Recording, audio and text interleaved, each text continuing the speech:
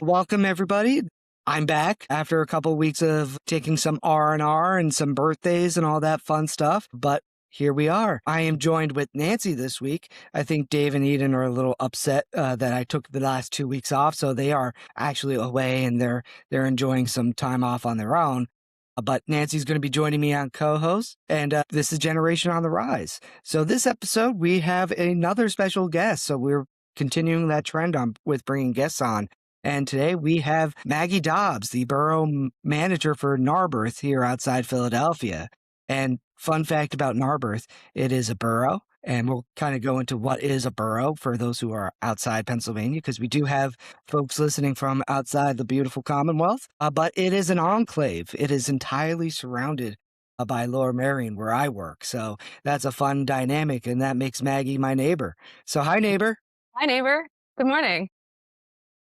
Well, thank you for having us, Maggie. We're going to kind of go small a little bit today.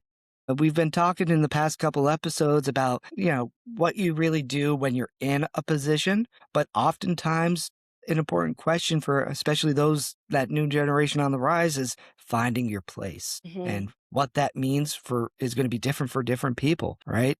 Is it going to be a large urban municipality? Is it going to be a big sprawling township, or is it going to be a nice quaint borough? Right? So that's going to be kind of the litmus of today's conversation, and we'll go for there.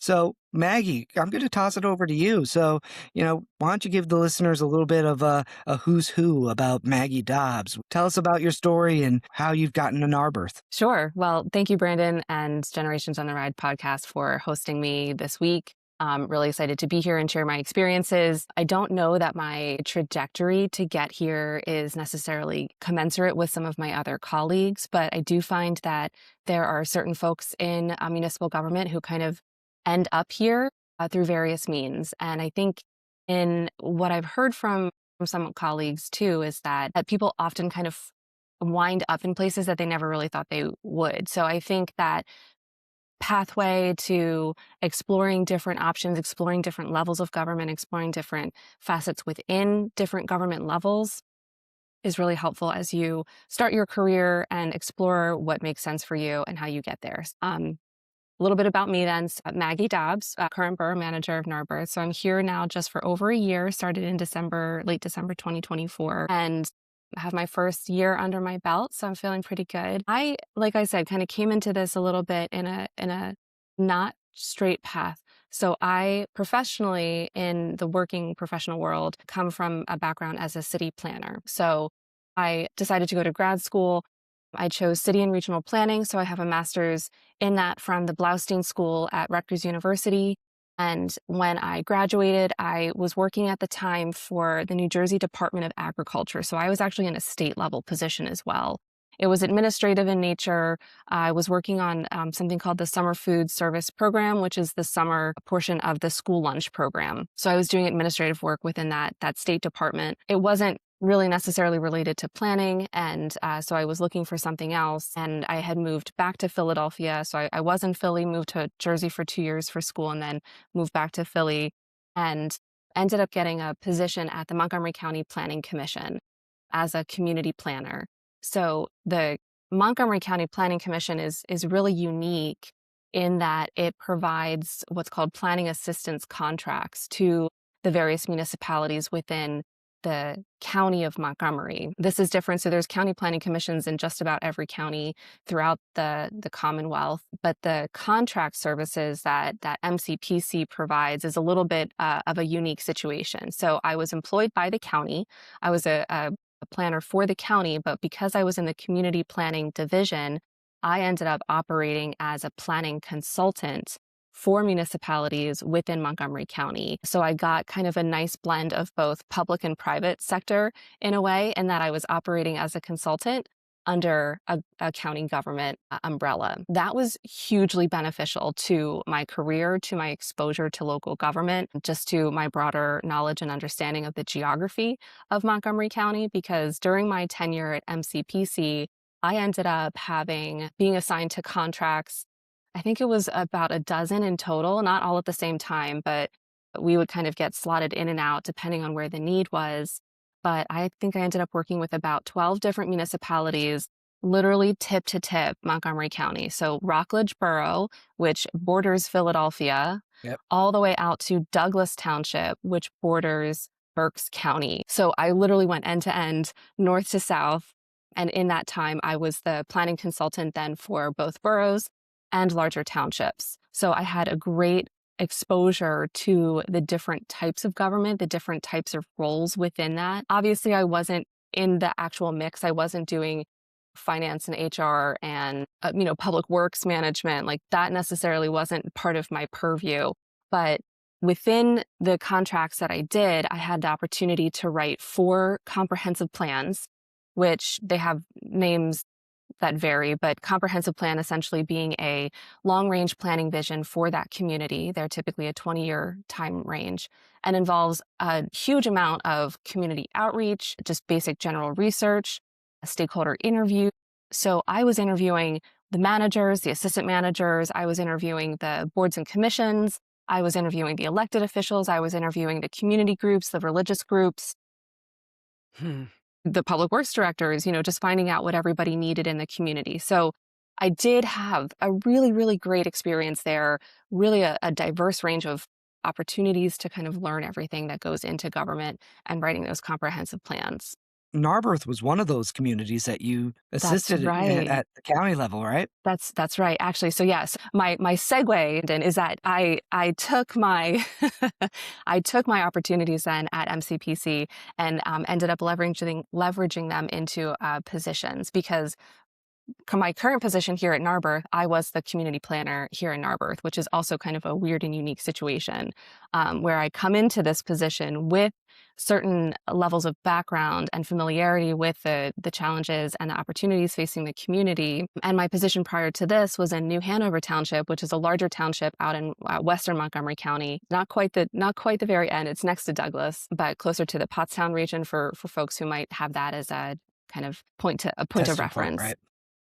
Mhm. So I was there for 2 years, and that community as well was one of my contract communities. So I also wrote the comprehensive plan for New Hanover Township, was the MCPC planner for them for many years. And then that relationship that I was able to build with the manager there is then what got me that job. So when he was looking for a new assistant manager and director of planning and zoning, he tapped me for that position because we had that working relationship before. So, kids, when they say it's who you know, not what you know, that's very true. Yeah.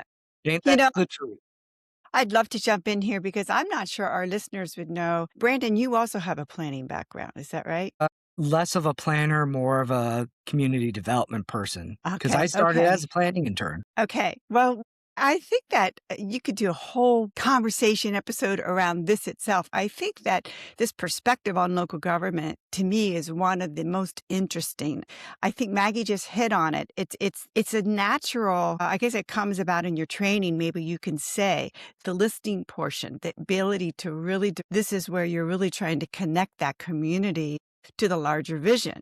So I see it as like the connector bridge between the elected officials and the people of the community. So I mean, it's really interesting to me how you now step into the role of the manager, and I'm very interested in terms of sort of maybe what surprised you about the role of manager, and maybe how that compares to how you saw yourself as a planner. Hmm. Yeah, let's dive into that. Sure. Going from being a county planner who worked with all these different communities to now an assistant manager in a township, and you were there for what, about a year or two? And then you came and now you're in the big seat, you're manager for the borough of Narberth. How have those expectations, how have you experienced that? Sure. So when the borough was doing their search for their next manager, they knew that I had made the switch to municipal administration and knew that I had the background in the borough. And so that's actually how I ended up getting here as well. So I got tapped for my last 2 positions. So it's nice. I haven't had to go look for anything in a So while. what have you learned in this first year? Like what's opened your eyes? Like surprised you? So having had the experience in a larger township and seeing two different styles of management. So my managers in both of those townships had very different styles. And so one of the things that I think is beneficial is that you always, even if you don't agree with certain styles or that doesn't feel right for you, you can always learn from that. I say this often, but my job gets in the way of me doing my job. So all the little things that come up in the manager role that you don't necessarily have to deal with in a different administrative role is just really challenging and also exciting because you can really have your pulse on things. And I'm very much a people person. I'm very much a talker. Nancy, to your point about that communicating, that collaboration, that listening, what I do 90% of the day is listen and try to talk less, actually. Because I'm there to build that bridge because, Yeah. I know that the guys have talked about this on the podcast, but as managers, we're apolitical. We have to be, neutral on many things, and we present policies to our boards and we get feedback and then we execute on what we are given as directives by those elected officials. So, one of the takeaways from my 4 years in township is that, I'm here to uplift my council. So we have borough council. I'm here in boroughs, not supervisors. So I'm here to uplift them. I'm here to kind of execute on their mission. There's, tons of different personalities. Narberth in particular is a very active community. Oh, yeah, they are. There's lots of community groups, lots of very engaged, active community members, which is fantastic because for the longest time, we are small staff. We have limited capacity. And so the community groups can really pick up that slack and take ownership of various roles to enhance the kind of community experience. So in that sense, it's incredibly beneficial to have them, and it's so incredible the role that they play in the community. On the other hand, it's managing a lot of people. It's managing a lot of expectations. So to bring it back to the question, one of the things that maybe has surprised me is just how much coordination has to go Yeah. on just to make things Yeah. look like they're from the outside. I'm hoping that they look like they're running relatively smoothly, but the amount of coordination that has to go into that, the amount of forethought, the amount of planning ahead, all of our various benchmarks that we have to meet. And so when I say my job gets in the way of me doing my job, there's two parts. It's a Venn diagram. So we're running a municipal government and we have all of our state level requirements, county level requirements. We have to all the stormwater stuff, all of the audit stuff, all of the annual quarterly reporting things. The fun There's things. just the fun things, right? Like it's just a litany of bureaucracy that is, if you want the state money, if you want the liquid fuels money, if you want, DCED financing, you need to follow all of these rules and submit all of these reports. And for the most part, it's not rocket science, but it's time, and you have to It's a budget for lot, that yeah. time. Do you lean on Lower Merion? Are there ways that there's sort of the mutual what was that look, Brandon? So She says for maybe that's a sensitive question, but I mean, it would seem like there might be some ways that their services could overlap with what your needs are. I don't know. Just I in don't think it's curiosity. sensitive, right? Right. no, it's Maggie, what are your thoughts? I'll go after you. so we do. I mean, from an administrative perspective, they are a separate municipality from us. So there's Yeah. not in that sense, and in what the types of duties that I was discussing related to all of the reporting and audit and those sorts of admin tasks. Those are not really translatable between municipalities because we're not the same and we don't have that sort of overlap. It's not like they lend us like an accountant to help fill a gap in our needs. What we do have, though, is certain shared services with Lower Merion. So, to Brandon's point earlier, we are a donut hole in the middle of Lower Merion. This is somewhat of a unique situation. Not all boroughs are located entirely within another municipality. There's a few in Montgomery County that are similar situation. But for us, anything that we need has to come through Lower Merion. Our roads are all Merion. Yeah. Our access points, and we don't have a lot of land. Narberth Borough is one of your But you're classic half a square mainline. mile, right? We're half a square mile. We are your classic mainline, 1800s kind of development. Wow. So we're very dense, we're very built out. We don't have a lot of open space and we don't have a lot of municipal resources. I was talking to someone yesterday, and just to give listeners who aren't familiar with Narberth kind of a sense, they referred to as Narberth as Mayberry, Mayberry, right? yes, that is. All and for those who don't know who Don Knotts is, ask your grandma. But it's they refer to it very affectionately as Mayberry, that As small Mayberry. town, and that's not a derogatory thing, a small town feel. It has a quaint little downtown area, you know, what, a lease of like, I think 5 or 6 We have 6. officers. Yeah, so Yeah, so, going back to very the intimate. shared services, that's a good word for it. Yes. So yes, we are very small. I mean, it's such an amazing borough. The architecture here is incredible. The sense of community is really incredible. And that's why I love working here, is because just, the people, right? Like a place is the people. It's the infrastructure, but it's also the people. But yeah, so we have a small police force. And so we do have shared services with Lower Merion for police. Going back to, we don't have a lot of, municipal buildings or storage for various things.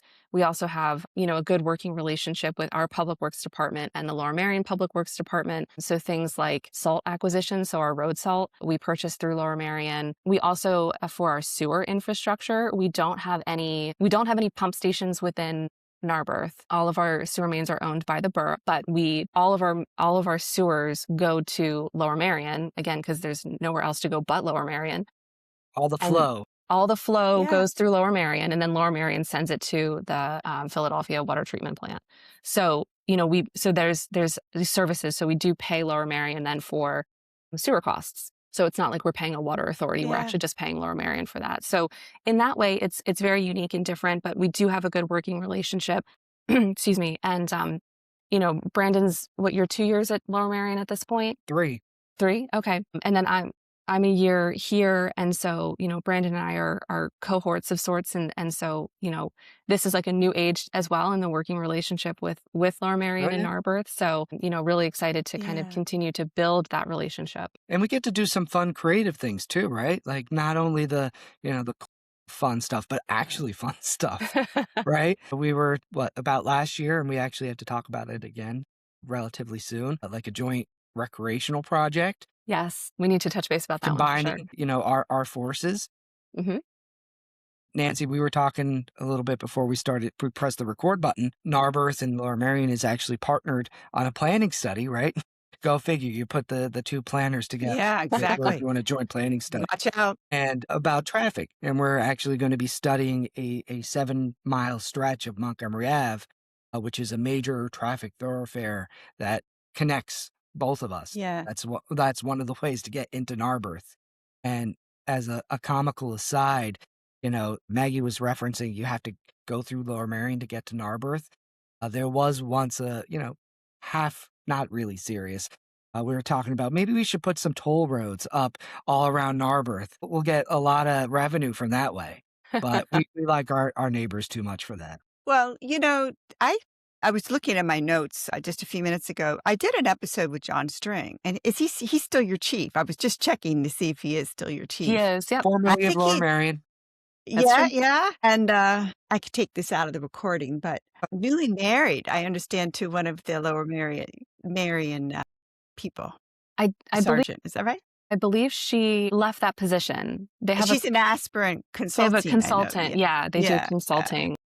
I'll take that on. I know we shouldn't but it was interesting how that kind of evolved. Yeah, the Lower Merion Narberth connection. Yeah. There's And- the ton of connections because, at one point it's just unavoidable, right? Yeah. We have the capacity to do a lot that we're happy to offer and coordinate and team up with Yeah. our friends in Narberth for. So, but if I can kind of dial it back a minute, especially for those listeners. And Maggie, fun fact, we actually have a few listeners, right, Nancy, in Canada who Mhm. listen to the podcast. So Nice. a fun fact about Pennsylvania local government, right? And I have a fun little story about this, is that we are very quirky, right? Not every other state have boroughs, right? So local government in Pennsylvania, you have the counties, which are really outside of their planning services and some of the social services they provide, really doesn't have any authority over local governments. Then you have the cities like Philly or Pittsburgh, Scranton for my hometown neck of the woods. Then you have townships and you have boroughs, and the boroughs are usually the smaller, more urban or Mayberry type communities. And one of the fun facts that I like telling people, especially as I travel and meet other managers in other states, is that every single inch of Pennsylvania ground is incorporated, meaning that no matter where you step in Pennsylvania, you are in some jurisdiction, whether it's a borough, a township, a town, such as the town of Bloomsburg. And at APMM, the conference, the Pennsylvania State Managers Conference last year, I had the pleasure of hosting Mike Land, a good friend of mine from Mhm. down in Texas. So he came up to Pennsylvania for some ICMA work, and he was totally fascinated by that dynamic in Pennsylvania because that's not how Texas does it, right? They don't have boroughs and they have unincorporated land, meaning that it's not part of a town, city, whatever. And it just blew his mind. And we did the field trip to we were in Lancaster, so we went out to the borough of Lidditz. And he's like, "So you're telling me there are tiny little communities?" And actually, I think I might have referenced Narberth. Actually, I did. I showed him the map and I showed him the donut hole. He's like, "Well, why? Why?" I was like, "Well, the story of why is lost to this, lost to history, but that's just how Pennsylvania does." They're the most unique areas of Pennsylvania. It gives us our character. I have become Absolutely. increasing, and it's struggle. A lot of boroughs struggle, so we'll put that right out there. But you can't find a more pure, like just nugget. It's just a nugget, and so many of the boroughs have been able, the ones that have been able to sort of with good planning and good leaders, they're just they are the neighborhoods that people want to go visit when they come to Pennsylvania. I'll just put that plug in there. They're very unique. Mostly, They Yeah, I guess, because of absolutely. their size. What else makes them unique? There's, like, everybody knows your name kind of feeling? That intimacy that I was referencing, right? Like the Yeah. whole Yeah, Mayberry where everyone kind of knows each other and you know yeah. it's so much easier to connect with your local government, right? You can And I'll walk I'll usually. freely admit, like Lower Marion, we're 24 square miles, 63,000 residents. It is a lot easier to connect with the government in the borough of Narberth as a Narberth resident than it is to connect with the township of Lower Yeah, Marion as a resident.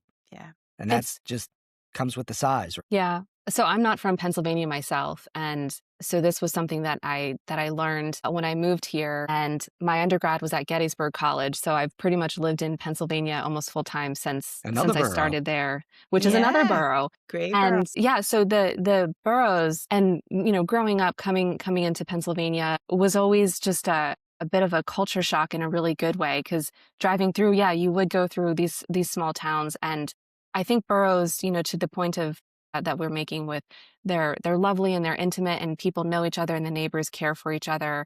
You also have great historical architecture. You have cute little downtowns. The economic downtown of most boroughs is very quaint and has very nice kind of gift shops and restaurants and local services. So there's something very very just Special. really special Yeah. about boroughs Yeah. in particular. Where did And you you know hail what? from, Yeah. Maggie? Where Maryland, not too far away. Yep. Oh, very nice. I Yeah. love Yeah, going to not too Maryland. far away. I like enjoy Inner Harbor, Baltimore, Sure. favorite spot. Me too. And we were talking about the intimacy. I think that is such a good word for boroughs. Right? And I've worked for a borough, even though it's like a home rule, which we're not even going to go into So that in this that changes the episode, whole right? dynamic. Yeah. My first community, for my first full time job was in, quote, the borough of Norristown, right? And then I kind of went into townships. And some people or some professionals, especially for those who are kind of looking to find their place, they love that. Right. They like the intimacy. They love the borough feel. Me personally, not so much.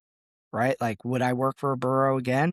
Not that I'm looking. I'm totally content with Lower Marion, but not necessarily. If I were to be put on the stand and ask, boroughs versus townships, I would probably lean on townships, right? And because that scale, the scale, the size, the scope of things just appeals to me as a professional more, Hmm. right? And that's just my personal opinion. Hmm. Right. So, and one of the things I did want to talk about in terms of the boroughs, we talked about intimacy, you get to know people, everyone knows your name, like the whole Cheers intro. But there's also a lot of inherent difficulties and struggles with boroughs, right? And I would say probably a little bit more, or I would say they're heightened for boroughs because, as we said, there's not as much staff. The budgets usually aren't as large, right? There's less people to rely on and to support when things go wrong. Hmm. So, Maggie, I'd love to hear your thoughts on like as much as you feel comfortable with, right? What are some of the struggles that you experience in boroughs versus townships? Absolutely. So staffing is going to be the big one. And just general resources. So we are more limited. Nancy mentioned earlier, some boroughs really do struggle because depending on the mix on the tax base and the type of tax structure that boroughs have in terms of the revenue that they have to generate. And then throw in, do you have a police force that's your municipal police force, or do you just have shared services is unique too, in that we have our own police force and we have a fire department, which, Mhm. 75% of the calls, just because of the geography, again, go into Lower Merion. So, we do offer shared services back to Lower Merion, but we have so we support a fire company. This is true for all of Pennsylvania, but we don't have, paid staff for the fire company. So they're all volunteers, and volunteerism is dwindling for Hmm. us, for everybody. So that's a challenge with providing emergency services. We also have a library. So the library is located in a building that the borough owns, and we have, our parks and 11 miles of roadways. So we have all of the things that a larger municipality has, but we just have a smaller tax base to support all of Yeah. those services. So Maggie, that's how many that's a staff huge do you have? challenge. We have four administration. So it's myself. I have an assistant manager. We have a bookkeeper, and then our permit clerk. She's kind of dual purpose um, with the admin, and then she also services as the police admin as well. So municipal government as a whole. Everyone wears many hats. In a borough, you're toting around hats, and you've got a hat rack, and you have a Like 12 shelf different pegs full of for each hats. hat? Your hats are wearing hats. So it's a lot where we all kind of balance a lot of things, and we all juggle, and we all kind of pitch in. So 4 admin, and then we mentioned 6 police. So our chief of police and 5 officers. And then we have a 5-member public works staff. So that's it. So if somebody is out sick, if Yeah. somebody takes vacation, we manage Yeah, on the best that we can. And obviously time off, to Brandon's point, is so that's important to tough. rest and recharge, because this can be a really challenging role. This is not specific to boroughs, but just generally to municipalities writ large, but maybe heightened, because of the intimacy of a borough. But when neighbors have concerns or complaints about things, it can be loud, and it can be challenging to kind of hear some of those criticisms and then continue to get on with your day. And we do want to be very responsive, because if you were to ask me the same question that you asked Brandon, townships or boroughs, I would go boroughs in a heartbeat, because that meets kind of my personality better. And so it's neither, better or worse. One is not, inherently better than the other. They're not inherently like a step up. It's not like you start out at a borough and then kind of advance into a township. If anything, I would say it's actually more challenging to be in a borough.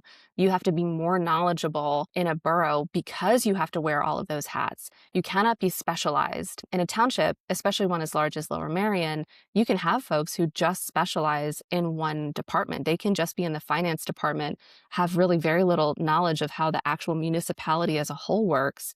Whereas here, everyone has to know everything essentially, because we all have to kind of chip in. Uh, and what I love about it too is that I come from a customer service background. I'm a Girl Scout Gold Award. Civics just kind of runs in my blood, I think. And so having that kind of customer service aspect in a borough is really important to me, to be able to provide that. But certainly, again, there's a challenge of the work gets in the way of doing the work. I want to be able to respond to every single resident email. I want to be able to provide that high quality customer service.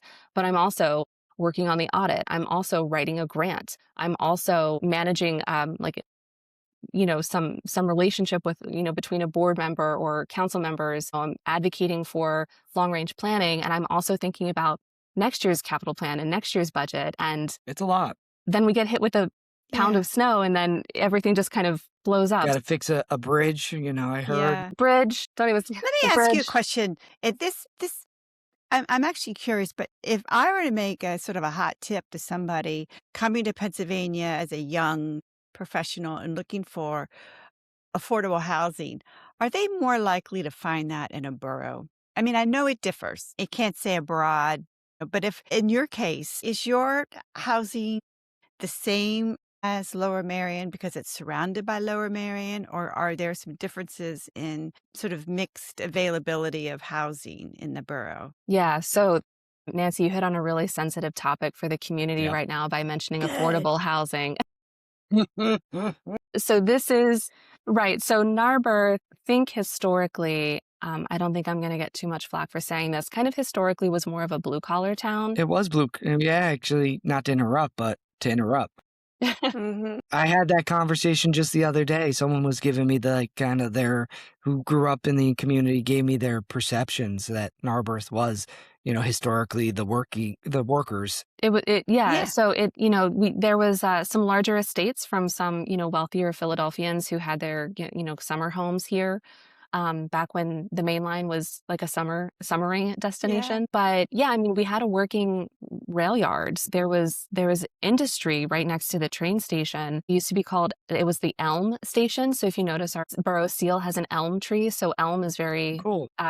very much kind of ingrained in the history of the borough. But yeah, so it kind of started off as a working class town. We did have some larger estates. Some of those were broken up and subdivided and developed over time. We have, like I was mentioning, a very diverse range of architecture, very beautiful architecture. A lot of it was built in either the late 1800s, and then there was a big kind of housing boom in the 90s. And then we have some infill development that's a little bit more recent. Some of those homes have been lost to teardowns and rebuilds. Some have been, heavily modified over the years.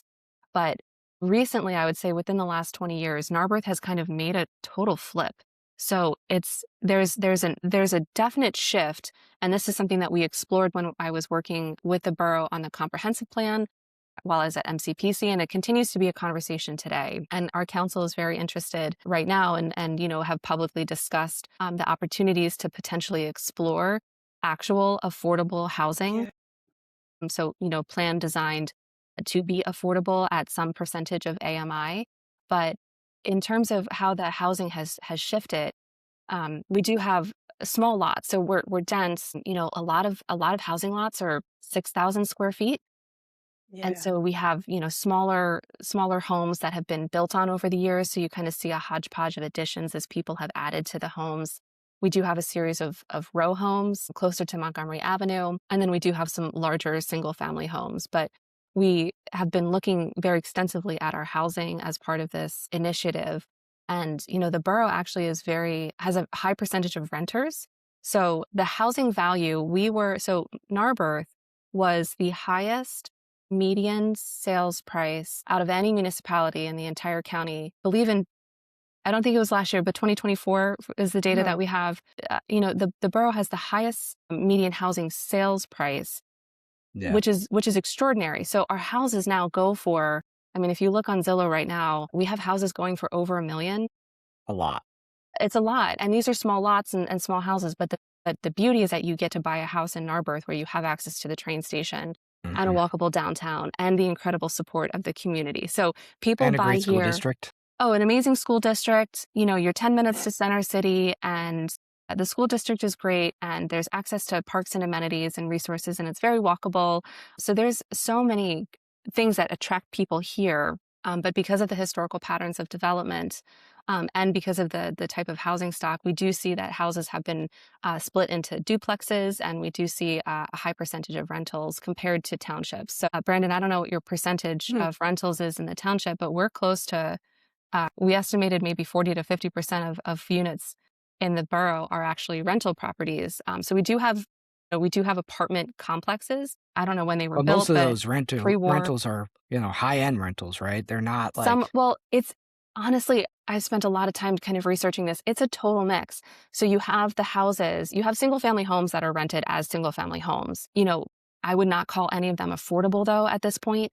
They're Mm, being rented for a range of prices depending on, but you have the homes that are split into, duplexes or triplexes, and then you have the actual apartment complexes. So we do have a number of apartment complexes. Some of them are pre, some are post-war. So we have, one larger garden style apartments. We have a couple of condominiums, but for the most part, all of the newer construction that we've seen has been high-end luxury, and these homes are not at all affordable. So yeah. actually, we have a ongoing dialogue in the borough about what does it mean to be affordable housing?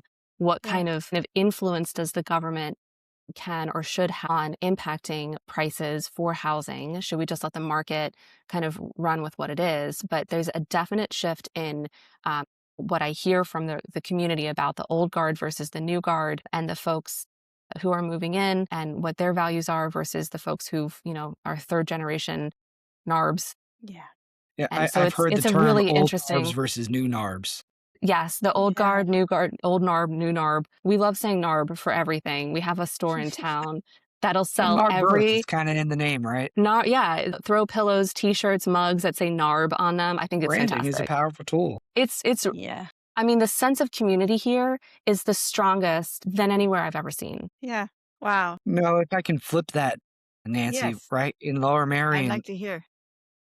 there's a saying, we have people for that. And it kind of goes to Maggie's note about specialization. Because we are so large and we have a large staff, we're staff almost about 500 people, right? Versus Maggie's 4, What I and it's large.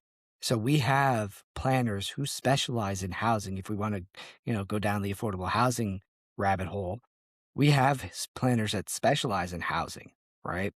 So it's not their only task, but they can dedicate a lot of time and energy and effort on tackling the affordability problem. So I'm going to pitch this question out to Maggie. Given that you have, the hat stand with all the different hats depending on what task you're dealing with at the time, do you see if that is inhibits your ability to be not necessarily creative, but pursue like new initiatives? And, because I could imagine, and correct me if I'm wrong or if you disagree, that a lot of the day to day takes up a lot of time. I will say it again, my job gets in the way of me doing my job. There you go. So the day-to-day things for sure, take precedence. And no matter, I follow all of the, leadership, like the online forums for leadership and how to structure your day and how to kind of maximize productivity. And, I've been exploring my own leadership style and, really trying to settle in because I've never felt more at home in a job than I do here. That's a So nice that's feeling, isn't it? it's an incredible feeling to feel welcomed and like whole in the position. It doesn't mean though that the job doesn't come with challenges. And so you kind of hit the nail on the head a little bit in that a lot of the day-to-day stuff takes precedence because, we only have so much capacity and I can only delegate so much, to my staff. And if all 4 of my employees are like 20-year municipal vets and I could just say like do this, Got it. like they'd be like, yep, on it, but I don't. And so that's typical. And I love teaching people about local government. And so I'm having a great time trying to, build my team through that leadership and that education. And they probably thinking I'm crazy because I'm like really excited about like, yeah, let's fill out this MS 965 form. And they're just like, what is that? That's going to be the quote that we use for the video clip. Okay. Incredible. That's one of the things I really love, we were talking about, bringing guest speakers on and really bringing in that small community feel, right? My immediate thought was you, Maggie, right? So that's why I reached out to you first. And one of the things I really love about the Lower Merion Narberth dynamic is it's kind of like a sibling type of relationship, right? And we get along very well. So we often have capacity to do things. And if it touches Narberth in any sort of fashion, whether it's like public works operations or the planning study about traffic that touches both of our communities. Lower Marion is happy to do a lot of the legwork because we have the capacity and we have that a history of collaboration and that relationship. And we involve Narberth, right? Like we're not going in and telling them what to do, but it's a partnership, truly. And that's not something that I've experienced in other boroughs, Hmm. right?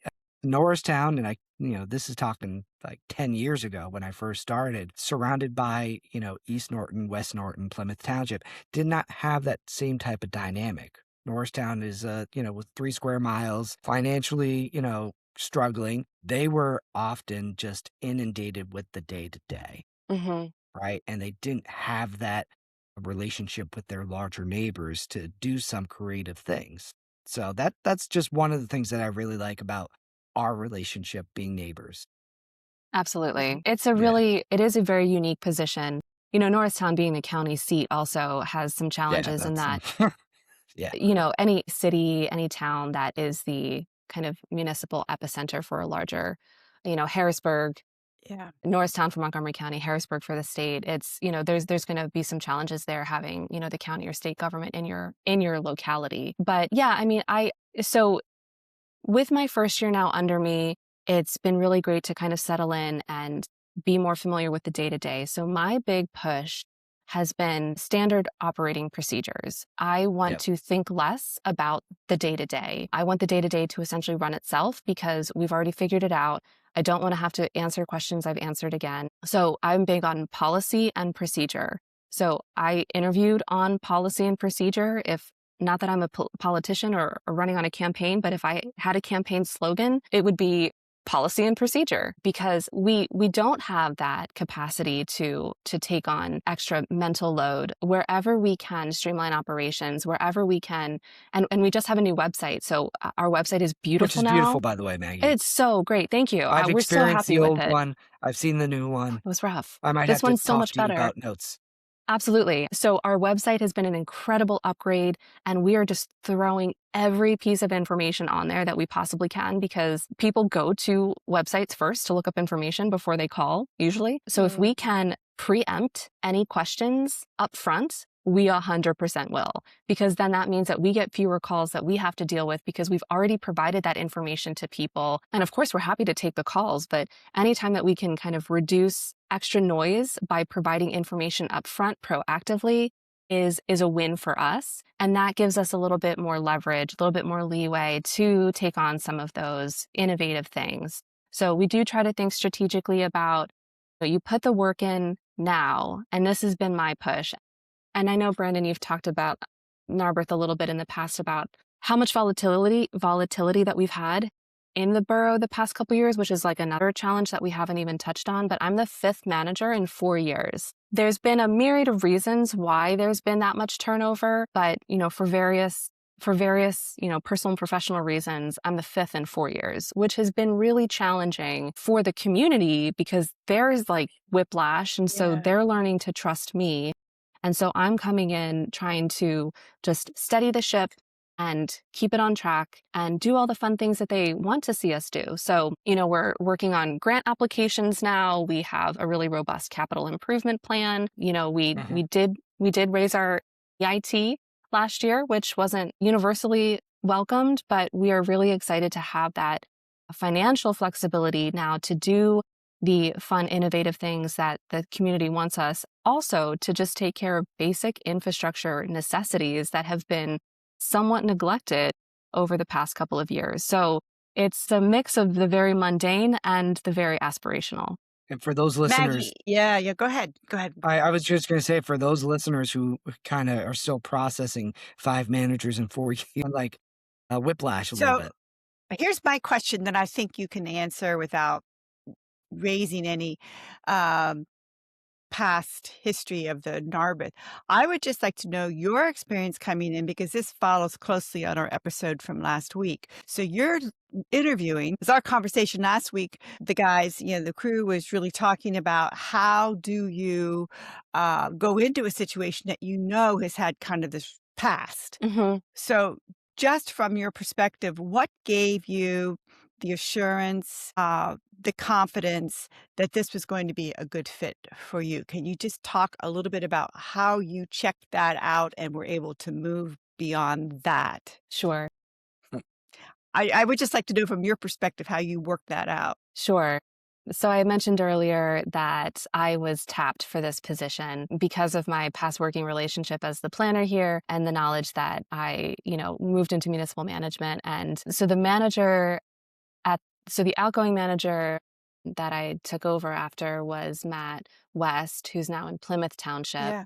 He had actually worked for the borough previously. So there was a borough manager Yeah. here for, I don't know, ages. Sean, right? Well, even before him was Bill. Oh, So the previous manager had been, maybe 30 years. he's a long-termer.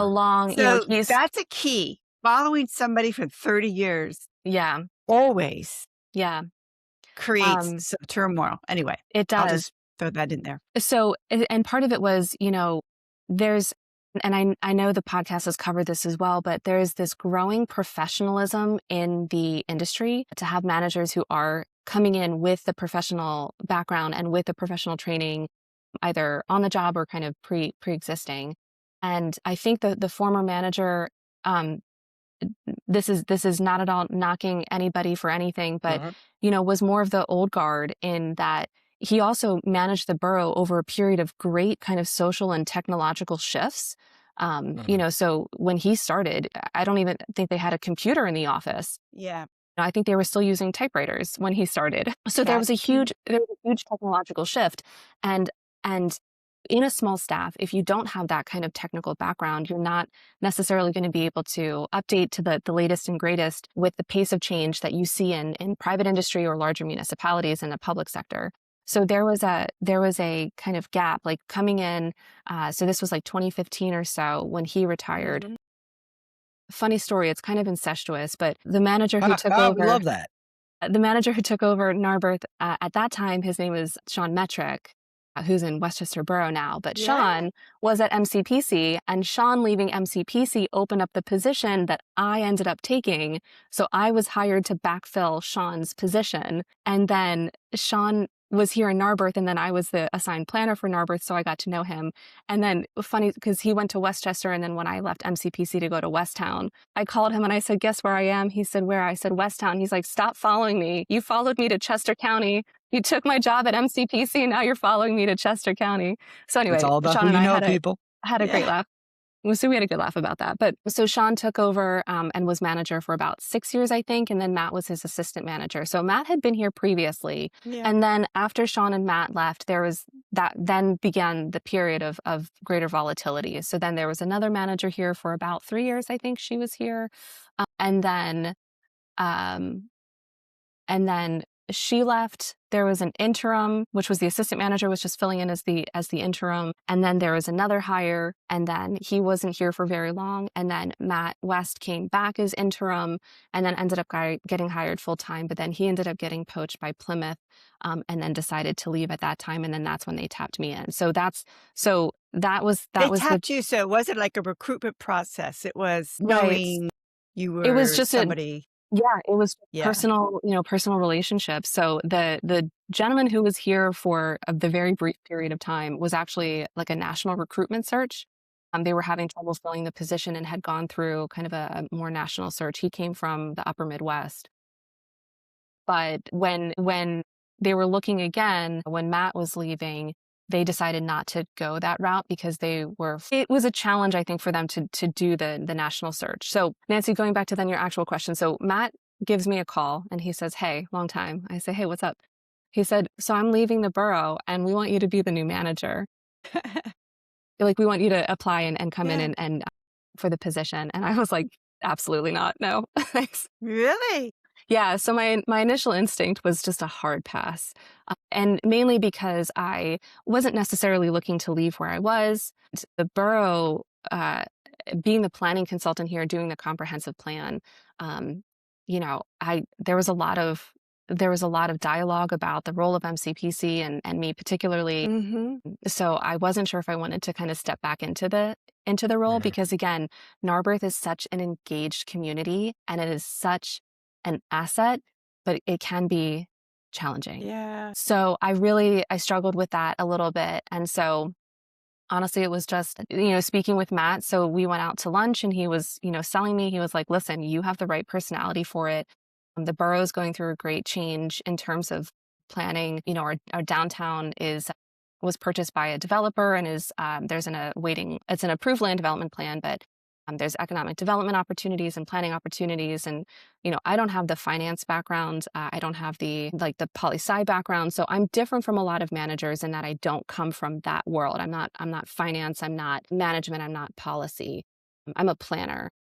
That's important point here, if you don't mind, right, Brandon? I mean, you so coming in knowing that about yourself, does that affect how you develop those around you? Do you have a finance person around you? Yeah. So we do have a bookkeeper, but she doesn't have she does not have a background in municipal finance. So that was one of the big concerns that I had coming in was just, I don't have this background in finance and we don't have as strong a support network to have a manager who doesn't have that background. We worked out an arrangement. So we actually had Matt stay on as a consultant for a period of time. And then we do have, third party accounting consultants that we work with. So that has been beneficial. So if there's a takeaway here, it's lean on your network, right? You don't have to do this all on your own. And it's important to realize that it's okay to not know everything. I mean, I'm saying this, but I also beat myself up because I want to excel at everything that I do. So that's just a me thing. Important to realize that in this field, we have so many great people who have really wonderful backgrounds. I think, municipal managers, if you give them a call and you say, hey, I'm struggling with this, they're going to be busy. They're going to be up to their eyeballs too and all of the things that they're doing. But I think that we all kind of recognize that we're in this boat together, right? It's lonely at the top, and the only people who know what you're going through are other managers. And so they're going to give you the time of day and they're going to provide that support. And if they can't provide the support, at least they can say like, hey, I worked with this person, maybe see if they can do a coaching session with you or consulting. So it was kind of a big learning curve for me. I did the budget, not entirely by myself, but I managed the budget and was, I think, very successful in that and just a lot of on the job learning. And so that was a hesitation for me as well coming into this. Like, I don't think that I'm ready, but I don't know that anybody really ever is. The personality fit more than a skill set, because skills can be developed, but there's a certain, je ne sais quoi about certain personalities that fit within certain municipalities. And Matt really sold me on the idea that I was the right fit for here. Well, hats off to Matt, really. Yeah, I think finding your place in government, which is the title of the episode and kind of like the general theme, right? Finding your place is less about title and more about personality and terrain, Yeah. right? It's how do you fit in that unique community? And is it a mesh? Yeah. So we are at the top of the hour. So I'm just going to toss out one final question. Just give me your hot take. What kind of personalities do you think thrive in smaller communities like Boroughs? I think the people that thrive the most in boroughs are the folks who want to get their hands dirty. I think the people who want to know everything, that they're hungry for knowledge and experience, no task is too small for that. They really just want to make an impact. I think that's the main thing for me, is that in a borough setting, because it's so intimate, I get to make an impact, and, no task is above me or beneath me. I will answer phone calls and, take parking tickets at the window, all the way up to, all the work that I do as a manager. So there's no task too small for somebody who wants to thrive in a borough. And you really just need somebody who's going to be able to pivot, to be creative with limited resources, and really just go all in. And I think that's really going to be the most successful, is that you need somebody who likes being a generalist, likes doing all the things, an inquisitive person, a motivated person, somebody who just cares really deeply for that space, that geography. And that's really, I think, the most successful thing that you can be. I really do appreciate, Maggie, you bringing forth some of the vulnerabilities, which we do on this podcast. I think planners make amazing managers. The skills are natural. So really refreshing. Yeah, it's really refreshing to hear you. Well, thank you so much. Just wanted to say thank you. And, I really have enjoyed finding my place here in local government. I bounced around, a state, county, a township, and now borough. And for me, it's not a matter of, one size being a better fit or one size being a stepping stone to another. It really does kind of boil down to what motivates you, where you will find your place. And that's really going to be the level of government then that you will find that success working in. So it's been such a pleasure sharing my experiences with you today. And just thank you so much for having me. That is Thank such a you. great way Thank you to for end the being. episode. So thank you again to our guest, Maggie Dobbs, manager of Narberth Borough here in outside Philadelphia. Brandon, Nancy's been my wonderful co-host for this Yeah, episode. We'll have to get Eden had and to Dave fill on the in. next one. Yeah, Yeah. we'll have to tell them that we're going to rename the show to the Brandon Nancy Show and just You put never know. They pictures better on their watch page. out. So Great to see you all. Thank you, Brandon, this has for been the great Generation show. on the Rise, and we'll catch you on the next one. See ya. Bye. Bye-bye.